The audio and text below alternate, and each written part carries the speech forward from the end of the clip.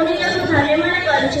ଆଜି 26 ଜାନୁଆରୀ 2026 ମସିହା ଆମ ଦେଶ ଭାରତର 77ତମ ସାଧାରଣତନ୍ତ୍ର ଦିବସ। ଆମେ 1950 ମସିହାରୁ ପ୍ରତିବର୍ଷ 26 ଜାନୁଆରୀକୁ ସାଧାରଣତନ୍ତ୍ର ଦିବସ ବା ଗଣତନ୍ତ୍ର ଦିବସ ରୂପେ ପାଳନ କରିଆସୁଛୁ। ମୁଁ ଏହାର ଇତିହାସ କହିବାକୁ ଯାଉଛି।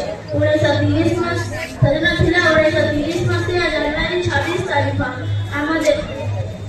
ସେଦିନ ଥିଲା 1930 ମସିହା ଜାନୁଆରୀ 26 ତାରିଖ। ରାଜୀନାଥଙ୍କ ତତ୍ତ୍ୱ କଂଗ୍ରେସ ଲାଭରେ ଅଧିବେଶନ।